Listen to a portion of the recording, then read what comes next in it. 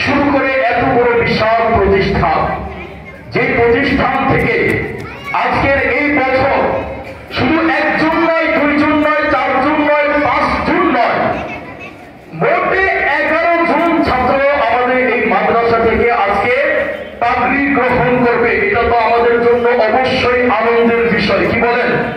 আমাদের জন্য আনন্দের বিষয় নয়? যারা দাঁড়িয়ে আছেন তাদের জন্য কি আনন্দের বিষয় নয়?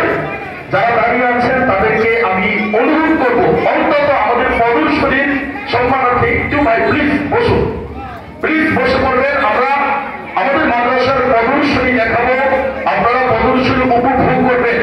আপনারা দেখবেন আপনাদের হাবিবের প্রতিষ্ঠানে কি হচ্ছে, তারা কি শিখছে, ছোট ছোট মাসুম বাচ্চা তারা কি শিখছে, ওস্তাদরা কি শিখাচ্ছে।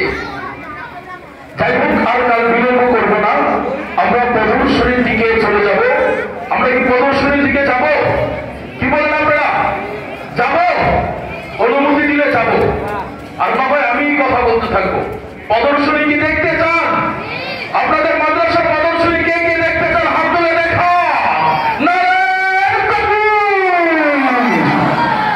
এই তাকবীরের আওয়াজ, তাকবীরের আওয়াজে বুঝিয়ে দিতে হবে আজকের এই নিশান কলাগাছিয়ার মাটির ইসলামের খাঁটি কথা বলেন ঠিক না?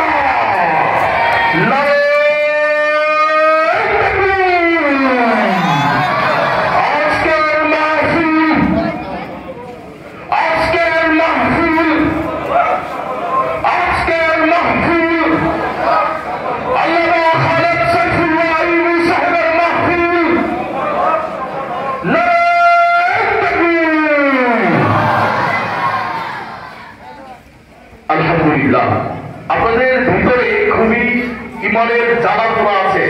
আপনাদের তাকবীরের আওয়াজে বোঝাচ্ছে। কি বলেন? তাকবীরের আওয়াজে বাতিলের মস্তক থর থর করে আমাদের কাঁপিয়ে তুলতে হবে। কথা বলেন ঠিক না? প্রিয় উপস্থিতি, আর কাল বিলম্ব নয়, আমরা প্রদর্শনীর দিকে যাচ্ছি। এ পর্যায়ে আপনাদের সামনে প্রদর্শনী দেখাবেন হাদিস থেকে। মহানবী হযরত রাসূল কারীম সাল্লাল্লাহু আলাইহি ওয়াসাল্লামের হাজারো হাজারো হাদিস থেকে কিছু হাদিস আমাদেরকে শোনাবেন আমাদের অত্র মাদ্রাসার স্বনামধন্য ছাত্রী, শিশু, একেবারে মাসুম ছাত্রী, প্লে শ্রেণীর ছাত্রী, একেবারে মাসুম ছাত্রী, প্লে শ্রেণীর, মানে যার বয়স এখনো মায়ের কুল থেকে ছাড়ার বয়সই হয়নি, সেই ছাত্রী আপনাদেরকে এখন হাদিস শরীফ শোনাবেন। এখন হাদিস শোনাবেন আমাদের মাদ্রাসার প্লে শ্রেণীর ছাত্রী মুসাম্মদ আরবি আক্তার, পিতা মোহাম্মদ